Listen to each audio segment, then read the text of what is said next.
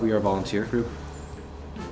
In the sense that it's open, this layout's very unique in the sense that it has the automation, which means that you can come here as long as the museum's open any day and there will be something moving on the layout, which almost no other layouts are like that. I think people should be very appreciative that it's still operating. You can come in pretty much any time of the museum and it's open and enjoy it. And then the trains are running during the week and automation, so there's always something to look at. And off you go. Keeps the electrical aspect of the layout running for us, so that's really good too. I think happening.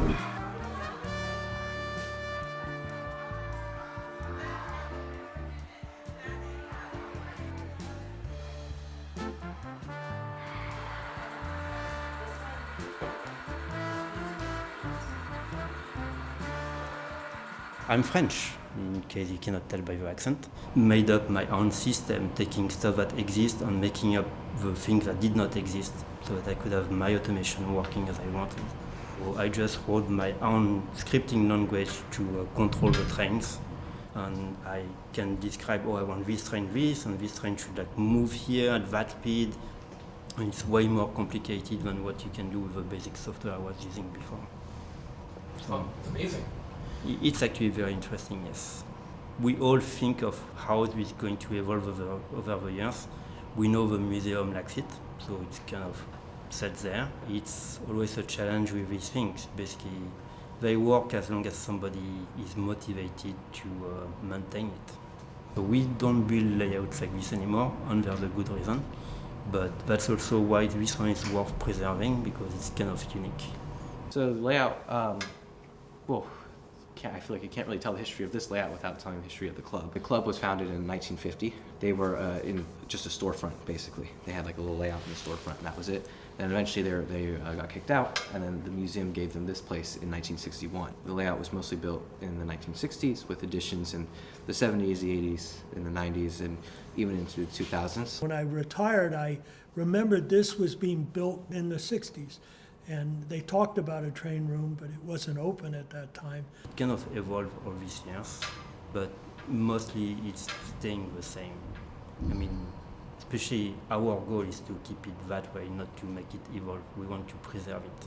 We have a pretty good relationship with the museum. They're very happy to have us here because it's one of the most popular attractions here on Saturday. If you were to go here, you'd see maybe 30 or 40 people, and then some other parts of the museum there would be just a couple of them. So. The Golden Gate Model Railroad Club basically got dissolved on the museum, and they donated the layout to the museum.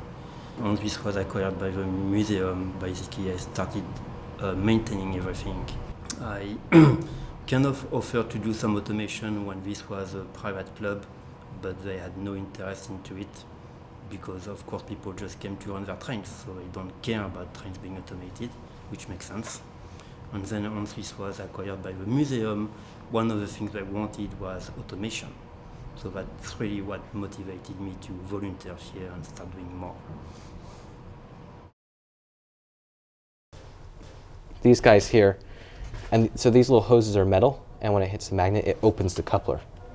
But of course, we have a joke that if you are able to uncouple it, you'll have a good week, because it only works half the time, you know. But it's really nice when it works, and it makes it realistic, you know, so you can pull your train away without having to fiddle with it. So I was a member of Golden Gate. I was on the latter end, and so I knew some of the people who built this before they passed. They're very talented people, very, very talented. Through the connections here on the turnouts.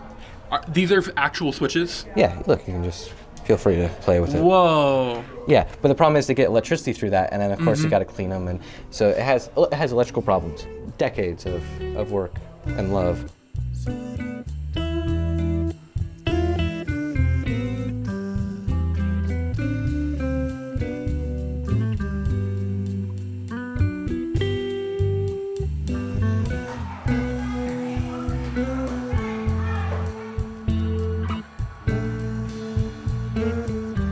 We also have the television, you know, and we would all eat our sandwiches while the trains go by, and watch the train tapes. this was like the club room. We had a couch there, little table. Yeah, there was another workbench on the side here, and Yep. they had somebody put a nice couch with a fridge and everything. So this is a TV from I don't know when. We 90s? wanted to remove it, and we realized we can't. The cabinet has been built around the TV, so you can't remove this without that part just falling off. Yeah. Someone decided to put real coal that moves around, Oh my goodness. which also means if you have a crash, well, you have real problems. We had this issue before where we had to like clean coal down in the middle there, and it was not fun. Yeah. The one I remember cleaning up after my hands were black. That was annoying. Yeah, always fun. So many just different hands and people touching it, I guess. Yeah. There's lots of little driving gears and stuff and so on. So, I mean, these are not just simple models that we run. A lot of them are very detailed if Yeah. you look at them. If you look at them, I mean, a lot of people don't. They come in here with their kids, and the kids love it, and the parents are talking to each other. I mean, I see that a lot, that they don't even care a lot of times. So, you know, it's hard to foster the interest in some people. Now that the layout is exclusively DCC, it would require some intuitive thought to make it accessible, really accessible to the kids. You know, sometimes if I'm out here talking to people, I'll let the kid blow the whistle, or I'll even give them the controller. I'll show them, you can make it go up in speed. Look, there it goes. We try to get as many people as we can interested and put a sign out here. If you're interested in the trains, we'll be happy to tell you what we're running and the significance of it. But it tends to be mostly just for the kids to come in and enjoy for a short time and then go on to another exhibit at the club. We find even with that sign out there, we don't have very many people asking any detailed questions. Once in a long time, there'll be an actual model railroad. And oftentimes we have people from other countries coming as well, and they're very impressed as well. Mostly it's just for our pleasure in terms of running the train and the enjoyment of the folks that come and do it. I love it. Yeah, Every aspect. it's fun. And everybody, you know, here, we all have a good time. Yeah, I mean, especially this community too, since it's so tight-knit in a sense. It's really makes it fun. I mean, sometimes I'll come here not even for the trains on a Saturday. It's just to talk. It's one of the greatest joys of it. And you all have a common interest, model trains.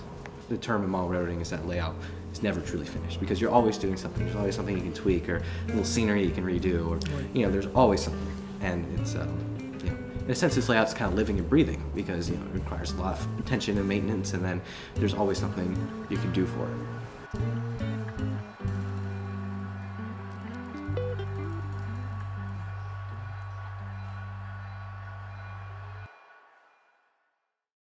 It sends a stop command to all the trains on the layout at the same time.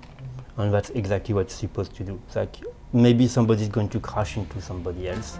You just want to stop all the trains. Yeah. Because this train through the computer, we have momentum, meaning when you ask the train to stop, it doesn't really stop immediately. Just like the real thing. It's trying to emulate like a real train that takes time to stop. So if you have an momentum. Yep. Yes. Yeah, no, exactly. That's the whole point of it. It has momentum to start and momentum to stop. Yep. So if you're like, oh, I'm going to crash into that other train there, that's what that emergency button does. And It's a stop without the momentum. Yes. And then back in the bad old days, it was just DC. The way you had momentum was you had a really big flywheel. And so the motor couldn't spin up very quickly and it couldn't slow down very quickly. And then if you convert those older engines to DCC, it's fun. So they also use a lot of electricity, which can sometimes blow up decoders, Yeah, which is not fun.